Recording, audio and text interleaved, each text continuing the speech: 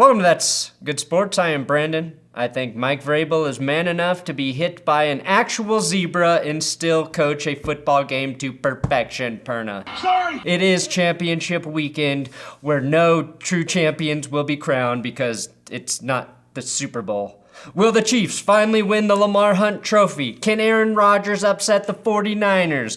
Will Ryan Tannehill make it back to Miami as a Super Bowl starting QB? Will all three of the 49ers running backs gain as many yards as Derrick Henry? I will predict both games with the kind of prestige and accuracy that's gotten me on the cover of Jugs magazine. It's real, very extra, super good sports.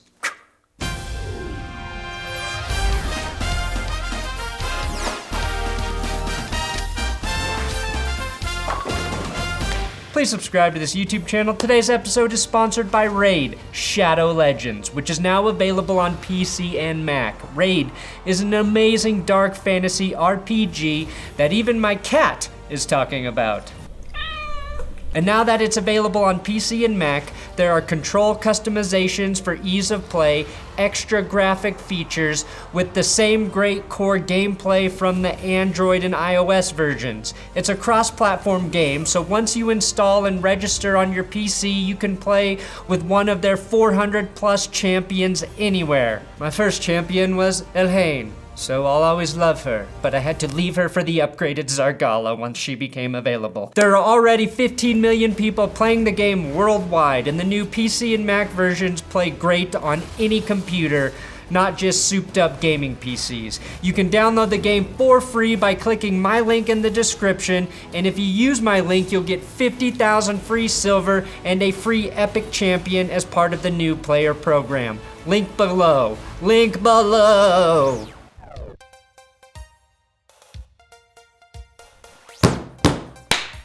Do you remember the Titans? Titans versus Chiefs, KC 7-point favorites. Now, Tennessee defeated the Chiefs week 10, but since that time, KC has won 8 straight games, which means the Titans did for the Chiefs what the Broncos did for the Titans, which also means somehow the Raiders and Chargers will walk away from this game as the real winners. That first meeting was a preview for exactly how the Titans would rage through the playoffs. Derrick Henry had 188 yards on 23 carries for 2 touchdowns, and Tannehill threw for 2 TDs and just 181 yards. Mahomes had 446 passing yards for 3 touchdowns in that 35-32 loss. Now, Will Keys and I like to remind everyone that Patrick Mahomes throws a lot of 3-yard touchdown passes. It's really the only way we can shit on his game, other than deploying our Broncos to adjust where his kneecap is located. But that son of a bitch is even making that difficult. Is that an incredibly impressive 3-yard pass, or is Mahomes trying to make short throws look unusually difficult just so Chris Collinsworth never stops sending Mahomes nudes? Chris is old school and sends his nudes through the US Postal Service, which Patrick actually appreciates. Now, I much prefer the humbleness of Ryan Tannehill.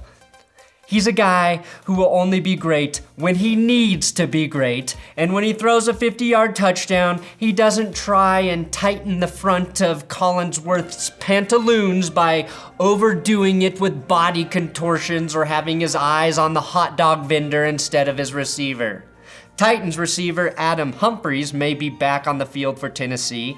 This is interesting because he hasn't been super productive this season, but his only 2 TDs came after Tannehill took over, and I think the Titans could benefit from having an underneath threat again. Humphries has been out with an injury since December. We know Tennessee has a legit deep threat with whoever gets opened, like Khalif Raymond last weekend.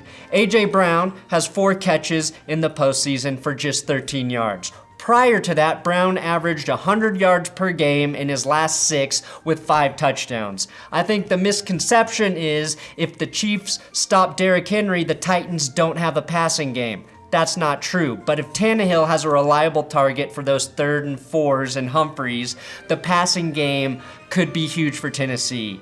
Every 3rd down they convert keeps Patrick Mahomes' girlfriend quiet for at least one more series. All those people that doubted us and hated on us and thought we were going to lose this game, yes, I did! Now, Adam Rank from the NFL Network, who is so elite at ranking football powers incorrectly that Roger Goodell made him change his name from Adam McCoyowitz to Adam Rank. But he joins me now to give his final power rankings of the year in a segment I'm calling Adam Rank's Ordering of Teams' Powers Numerically for your convenience. Thanks for the sick intro, Brandon. Let's get right into the rankings with the team you'd expect to be at number 4. No, the other one, the Green Bay Packers. This team isn't good. They got destroyed by the 49ers earlier this season, and the 49ers were without Quan Alexander or Dee Ford. And did you know that Aaron Rodgers has lost his last 5 playoff games against teams he's already lost to? So number 3, that's where we'll put the Tennessee Titans. I don't want to say you're the Paul Roma of this foursome, but you're definitely the Mongo McMichael. Number 2, let's go with the Kansas City Chiefs. When they got down by 24, that's an Andy Reid team. We were kind of expecting that, right? Like, we weren't surprised, maybe a little surprised that they rallied to win, well, whatever. But the most powerful team of the entire playoffs, of course, it's going to be the San Francisco 49ers. They're pretty good. I might have picked them to not be pretty good. That is an absolute monster team. Thank you, Adam Rank, and make sure you check out his YouTube channel titled Adam Rank. Must have taken a while to think of that one, Adam. Like the Titans passing game, the Chiefs run game has disappeared at times this season. But Damien Williams has emerged as Andy Reid's guy in the backfield. He had an injury late in the season, but has 5 touchdowns in the last 2 games. I'm not saying KC needs to run the ball to win, because they're the only team that doesn't. But if Damien Williams has a big day, that could be the difference for KC. Derrick Henry set a record for most rushing yards in any 8-game stretch in NFL history over the last 8 games. 203 carries, 1,273 rushing yards, a 6.27 yards per carry average, and 11 TDs. The question Chiefs defensive coordinator Steve Spagnuolo will be trying to answer is, what in the witch's titty do we do to stop Henry? If you think it's by stacking the box, you're wrong. When Henry faces a stacked box, he is number 1 in every single rushing category. 135 rushes for 729 yards and 13 touchdowns. The Titans' offensive line, an overlooked part of the Derrick Henry story, is winning the battle at the line of scrimmage. When you do that against a stacked box, Henry essentially has one plane to break, at which point his speed, strength, and stiff arm become no match for defensive backs as he gallops with ease 60 yards for the score. To stop Henry, look at what Vic Fangio and the Broncos defense did. Denver held him to 28 yards on 15 carries for a 1.9 yard average. I rewatched some of that game, and the Broncos defense had guys filling gaps from all over the place to stop Henry. I saw Chris Harris dropping in from the secondary, Shelby Harris sliding down the line to stuff him, linebacker Alexander Johnson shedding blocks to tackle him, and then safeties Will Parks and Justin Simmons on back-to-back plays holding him to 2 and 3 yard gains. The Ravens and Patriots have better defensive fronts than Kansas City and got smoked by him. Chris Jones for the Chiefs may not play, and if he plays with an injury, Henry could eat him alive. Mike Vrabel seems to be backtracking his "I'd cut off my own dick to get to the Super Bowl" comments. Mike, this is where you double down on that statement. Antonio Brown will gladly send you a bag of replacement dicks. If Andy Reid wants to best Vrabel, all he has to say is, "I will give up carbs to get to the Super Bowl again." Then we'll know both men are serious. The Titans can become the 3rd team in playoff history to defeat each of the top 3 seeds in their conference in a single postseason, joining the 2010 Packers and the 2005 Steelers. Both of those previous 2 teams went on to win the Super Bowl per NFL research. Now, the Chiefs against the Texans last week looked like the team we thought might go to the Super Bowl last year. They scored at will, but next to the Seahawks, the Texans had the worst defense in the playoffs. Derrick Henry will make Daniel Sorensen, aka Dirty Dan, look like Dirty Dan Chaz. Worst of all, Kansas City, you have Colin Cowherd on your side cursing you. Can you imagine if Kansas City's the next dynasty? I get to watch that? For that alone, I am rolling with the Titans in an upset 33-28. Tighten up! Fuck it, I'll even buy a Nissan Titan to show how serious I am. Packers vs. 49ers, San Francisco, 7.5 point favorites. This is a classic NFL playoff matchup that we have seen numerous times.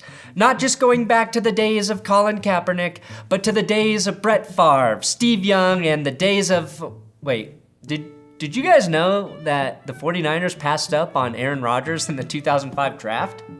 So did 22 other teams, but for whatever reason, we like to make fun of San Francisco the most for passing on him and taking Alex Smith #1 overall, even though Alex Smith was considered hands down the #1 overall prospect for quarterbacks. Make no mistake, Aaron Rodgers is the better quarterback in this matchup and from that draft, but Jimmy Garoppolo plays in the better offense. Much like the Titans, the 49ers weren't very concerned with throwing the ball in the second half against Minnesota.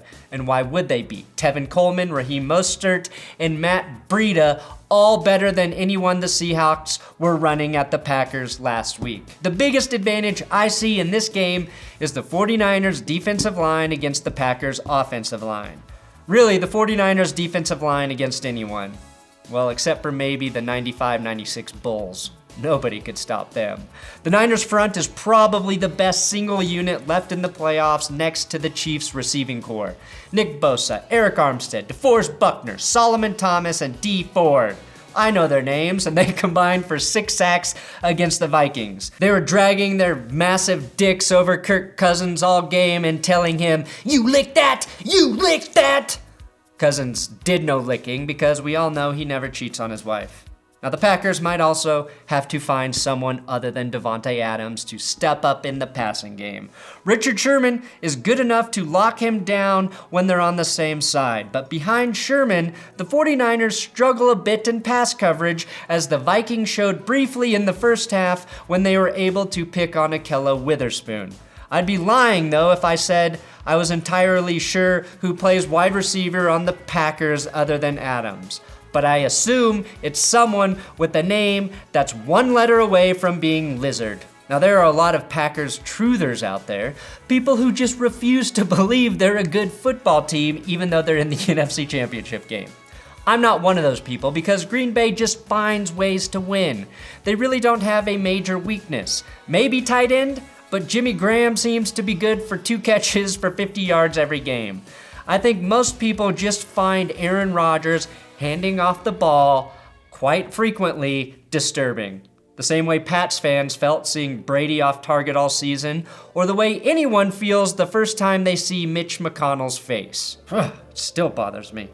As good as the 49ers front is, teams have rushed the ball effectively against them. They gave up 112 rushing yards per game in the regular season, but they made Dalvin Cook a non-factor last weekend. That might be because Kyle Shanahan knew exactly how Stefanski and Kubiak would try to attack his team. Aaron Jones has had at least 100 yards rushing in 3 of his last 5 games. If he can get close to 100 on the ground, Green Bay has an excellent chance at winning this game. Defensively, we know the Packers can get after the quarterback with Preston and Zadarius Smith on the edges, but defensive tackle Kenny Clark might be the unsung hero on that line, bringing consistent interior pressure, especially when he and Zadarius are both playing inside. That's where you want to attack the 49ers because the offensive line is strongest at the tackle positions. Now, I still love Aaron Rodgers, and I want to see him in another Super Bowl. I really do. But the 49ers have so many ties to my Broncos with Ben Garland at center, John Lynch, Kyle Shanahan, Emmanuel Sanders, which all make up for the fact that Richard Sherman is their corner. Overall, I think the 49ers have a better team, and I will pick them to win this game 27-21. Now, San Francisco beat the Packers Week 12 37-8, which I actually think benefits the Packers. Green Bay showed them nothing in the first meeting, and maybe that will have the 49ers underestimating the Packers just enough. Thanks for watching another episode of That's Good Sports. Please subscribe here on the U's of the Tubes. I'm on Twitter at Brandon Perna. If you want to talk some football at my face there, you can do it. Also, make sure you follow at Will Key 6, my writing partner, at Guillermo Iaves.